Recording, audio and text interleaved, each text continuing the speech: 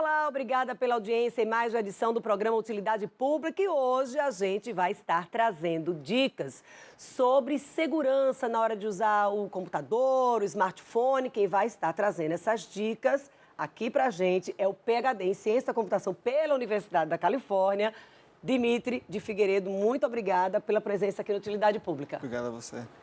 Primeiro, pergunta básica: é possível a pessoa se sentir segura utilizando um smartphone, um computador? Estou falando assim, 100% segura na hora da troca de informação?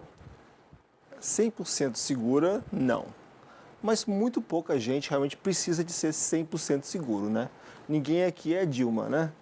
Então, assim, ela precisa de ser 100% segura. A gente, no dia a dia e tal, a gente tem que tomar cuidado com as nossas contas bancárias, né? Porque conta bancária, se alguém hackear, ganha dinheiro, né? Então, há um interesse. E assim, tem que tomar um certo cuidado com as fotos que você manda aí pela internet, né? Pro esposo, pra esposa, tem que tomar cuidado. É um grande problema. Né? Então, assim, se você quer ter certeza absoluta que o seu celular não foi hackeado, vai ser meio complicado. Mas se você quer fazer com que seja pouco provável que o seu celular seja hackeado, que o pessoal hackeie o seu computador, aí é mais fácil. E é engraçado que normalmente o pessoal acha, não, eu tenho que manter minha senha, a minha senha tem que ser difícil, né? Se eu mantiver a minha senha com uma senha difícil de alguém descobrir, vai ser, então, difícil de me hackearem, né? Que é geralmente a dica que as pessoas acabam recebendo. Olha, você utiliza letra maiúscula e letra minúscula, ponto, exclamação, número. E, infelizmente, isso não é verdade, né? Quebrar a sua senha é a última coisa que o hacker vai tentar fazer, na realidade, né? Então, e acontece que, normalmente, você é hackeado não por culpa sua, não é porque você escolheu uma senha fácil. Normalmente não é isso que acontece. O que acontece normalmente é que você está usando um software que ou o software não é muito bom, ou tem algum problema, um bug de software que faz ele ficar vulnerável. Então, por exemplo, quando você vai na internet, você está usando um browser, né, um navegador para ir na internet. Então tem vários aí, tem o Chrome, tem o Firefox, tem o Internet Explorer, que agora mudou de nome, né? Então você tem vários softwarezinhos, você clica lá no navegador, seu navegador que você usa para a internet, né? E esse navegador, ele é um programa de software muito complicado, tem várias linhas de código, pessoal lá, várias pessoas trabalham para fazer aquilo lá funcionar, né? Milhares de horas, homem. E de vez em quando tem um probleminha ali, uma coisa que o programador não previu, certo? E aí o hacker vai justamente usar esse problema e fazer com que naquele instante ele consiga executar o problema dele mesmo, ou seja, o hacker passa a executar o programa dele no seu computador. Por exemplo, dá um exemplo. Então, dá um exemplo. Quando você vai lá no seu navegador, você coloca lá, por exemplo, você vai no site do Estadão, na TV APLP, aplp.com.br. Pois é, você vai lá, coloca naquela barrinha lá que tem em cima do browser, www.applp.com.br, né? E aí o que acontece? Aquilo lá é uma frasezinha curta, né? Imagina que você... eu vou colocar mais caracteres aqui nessa frase. Aí você vai num documento que você tem aberto do Word lá, com 1000 páginas. Você copia todas, você vai lá em cima e cola. Aquela barrinha pequenininha que só cabe uns poucos caracteres lá. Quando você fizer isso, milhares de caracteres vão cair lá, né? Se o programador previu que essa situação pudesse acontecer, pode ser que não tenha problema nenhum. Pode ser que o programa simplesmente fale, não pode colocar esse tanto de caractere aqui. Mas se ele não previu que isso podia acontecer, aí pode ser que dê algum problema mais grave. Pode ser que ele tenha que ler o disco e aí termine escrevendo. Pode ser que ele faça uma coisa que não devia fazer. Então o hacker, ele vai justamente nessas situações extremas. Ele vai, o programador desse software aqui não deve ter previsto essa situação. E ele vai e testa. A pessoa vai, por exemplo, no site da PLP, né? E ela vai digitar alguma coisa lá e vai no site da PLP. Mas aí, digamos que tem uma propaganda. Tem uma propaganda no site. A propaganda no site é normalmente um link que você pode clicar no link, né? E você vai para outro site, né? Mas é basicamente um linkzinho. Esse link, imagine que nesse link, um hacker compra uma propaganda de uma agência de propaganda e coloca no site de vocês, né? Isso acontece com todo mundo. Acontece com o New York Times. Certo? Tem um hacker que compra uma propaganda do New York Times. E aí ele coloca um link malicioso lá. Se você clicar naquele link, ou o link pode ser muito longo, ou tem uns caracteres que não podiam estar lá. E aí ele explora a situação que o programador não previu para simplesmente tomar conta do seu computador. E como é que a pessoa fica sabendo? Não fica. Esse que é o problema, né? E como se proteger? Assim, se você tiver um antivírus, dependendo do que esse programinha que o hacker vai instalar no seu computador fizer, ele pode notar, de repente o seu computador começou a fazer um monte de conexão com a China para pegar a informação de lá. Aí pode ser que o antivírus detecte isso, ou começou a escrever o arquivo no disco muito, pode ser que o seu antivírus detecte isso, né? Então, vários antivírus modernos têm alguma funcionalidade que a gente chama de comportamento anômalo, né? O seu computador está fazendo uma coisa estranha. E aí você começa a observar isso e começa a detectar. Mas o que acontece normalmente é que o hacker não tem interesse só no seu computador. Você não é uma pessoa muito interessante para eles, não dá dinheiro. Então o que eles fazem? Eles hackeiam 1000 pessoas, 1000 computadores, certo? E aí eles vendem, tem um mercado negro para vender computadores que estão sob controle de um hacker, entendeu? Eles vendem por 1000, sabe? Não é um ou dois, Gente. entendeu? Tem um mercado, e é barato, na realidade, né? Mas tem, assim, várias redes, né? O pessoal chama de botnets.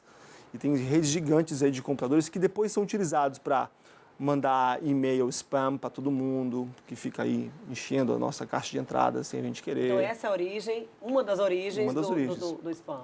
Pois é. Então o pessoal pode hackear o seu computador e depois usar o seu computador para mandar e-mail de spam para outras pessoas. Transação ilegal, por exemplo, a partir desse computador. Por exemplo, a pessoa pode estar em casa utilizando um Wi-Fi. Ele pode entrar ali e utilizar aquele computador para cometer alguma ilegalidade e na hora da investigação isso fica mais difícil ser comprovado? Afinal de contas, ele utilizou aquele Wi-Fi e aquele IP. Isso é padrão, na realidade, né? O que acontece, inclusive, já aconteceu comigo e é muito comum. Você não descobre que você foi hackeado. Outra pessoa descobre que você está atacando eles. Né? Então, assim, um hacker está utilizando o seu computador para atacar outra pessoa. Né? Geralmente o então, alerta assim, vai vir dessa terceira pessoa. Exatamente, acontece muito frequentemente, né? Então, assim, você tem que tomar as providências, né? Mas é difícil você saber que você está sob o controle de um hacker, né? Não é muito fácil. A gente tenta saber disso com os antivírus, certo?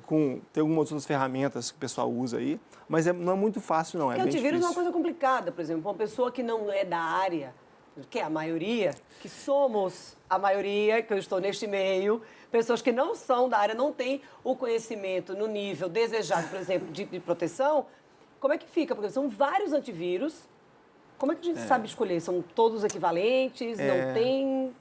Infelizmente, o antivírus foi bem sucedido, ao meu ver, por uma jogada de marketing. Porque, algum tempo atrás, que foi perto de 2010, fizeram uma avaliação tanto quanto idônea dos diferentes antivírus, né? E o antivírus ele precisa detectar os vírus, a gente chama de malware, os problemas já existentes, né? Nessa avaliação, o melhor antivírus, ele detectou 46% dos problemas já existentes. Os vírus que o pessoal já conhece, já estão circulando na internet, o melhor dos antivírus só detectou 46% desses aí, né? O segundo melhor ficou nos 44%. Então foi muito próximo um do outro, certo? E não foi que o de 46% detectou todos os vírus que um detectou, o 44%, e mais 2%. Não havia superposição. Então, se você usar 2 antivírus, você está bem melhor do que com um só. Então, resumindo essa dica, como é que a pessoa deve proceder? Porque, assim, se o antivírus, o melhor, só detectou aí 46%... Pois é. Então, isso que eu falei, que é uma jogada de marketing. Você acha que você colocando um antivírus a mais, você resolve o problema. Na realidade, esse não é o principal. O principal é que você tem que acabar com os problemas existentes no seu computador. O mais importante para você ficar seguro no seu computador ou no seu celular é você fazer a atualização. É o mais importante, é disparado o mais importante. Você tem que estar sempre fazendo a atualização de todo o software que está instalado no seu computador. É o mais importante. Porque há esses problemas de software, esses bugzinhos que deixam um hacker hackear você, à medida que eles estão sendo descobertos, as companhias vão resolvendo o problema. Então, a Microsoft manda uma atualização que resolve um problema. A Oracle manda outra atualização que resolve outro problema. Então, assim, elas vão resolvendo os problemas, né? Se você não faz atualização, aí o hacker já testa o que ele já conhece e acha o problema. E aí você fica com o seu computador hackeado. A gente, então, o ideal é o quê? Colocar mais de um antivírus, além de fazer atualização. A pessoa manteve a atualização. Opta apenas para o antivírus e pode ser qualquer um? Ou tem algum antivírus que seja mais indicado ou para um smartphone ou para um computador? Ou são todos semelhantes? Tem muito pouca diferença entre os antivírus. Tem muito pouca diferença. Eu não vou dizer não use, certo? Mas eu não uso, certo? Porque eu tenho outras ferramentas que me possibilitam saber, ou pelo menos, se houver um problema, eu pego no backup e simplesmente acabo com toda aquela máquina que eu tenho, aquele computador, eu basicamente jogo no lixo. Mas assim, porque o antivírus, ele detecta alguns casos, né? Mas ele tem aquele problemazinho que ele tem performance, né? E já tem, inclusive, hoje em dia, vírus especializados em atacar antivírus, né?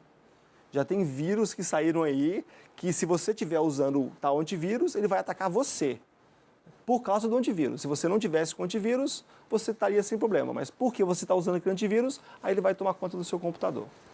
Como é que a pessoa deve proceder numa situação dessa? Porque se instala o antivírus, chama o novo vírus.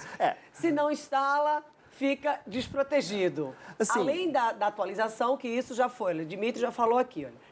A atualização precisa ser feita, você precisa ficar atento, porque todo dia a gente tem novidade em relação a essa questão de atualização, e a atualização não é só em relação ao vírus, é o funcionamento como um todo, muito relativo à melhoria do funcionamento como um todo, às vezes até uma questão de bateria, que hoje a reclamação maior é que as baterias nunca são suficientes para o uso, que as pessoas cada dia que passa usam mais, ficam mais tempo ali conectadas. Então, eu acho que para você manter realmente o seu computador, o seu celular seguro, o mais importante é fazer a atualização, né?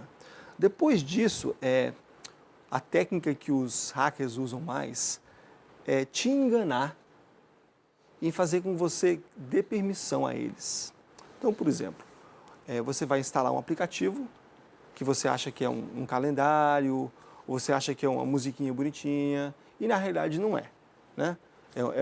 Um calendário que também vai pegar o seu celular e mandar todas as suas informações para a China ou para a Rússia, entendeu? Então você acha que é um aplicativo e não é. Então, muitas coisas que eles fazem tendem a te enganar, a tentar não fazer com que dê a eles mais permissão do que eles precisam. Isso acontece muito, por exemplo, morando nos Estados Unidos, quando eu quero ver jogo do Brasil. Quero ver jogo do Brasil, Brasil-Argentina, vai passar na televisão, quero ver.